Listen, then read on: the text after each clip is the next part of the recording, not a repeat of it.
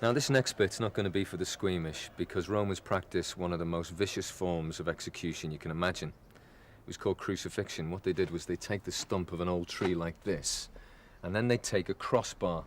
Actually, will you give us a hand with this? It's pretty heavy. Ready, 1, 2, 3. And then what they do is they put the two pieces together. They make a cross, and the victim would be nailed to it through the wrists and the feet. The pain was excruciating. The worst thing about it was it took a long time to die. It could take days. In fact, it was so bad they only ever used this on slaves and non-Romans.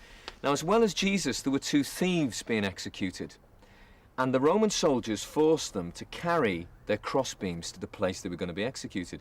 But because Jesus had been beaten up so much, because he'd been flogged, he'd lost a lot of blood, he just didn't have the strength.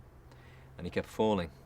So the Roman soldiers grabbed this North African man out of the crowd called Simon, and they forced him to carry Jesus' crossbar to a place outside of the city. It was called Golgotha, which means the place of the skull.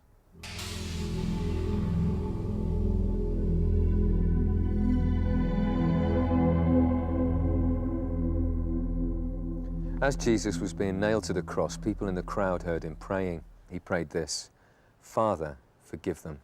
They don't know what they're doing." One of the thieves who was being crucified next to Jesus said, "Remember me when you come back as king."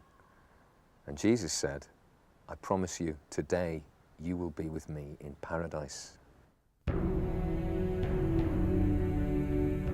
It was midday, and a darkness fell over the whole land.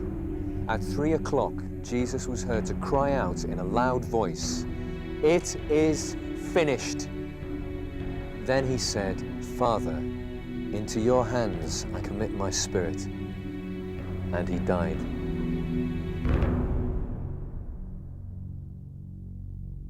So the sacrifice had been made. Mission accomplished.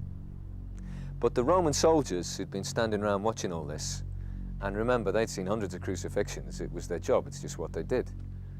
When they saw how Jesus had died, they looked at each other and they said, "Yeah, he was the Son of God."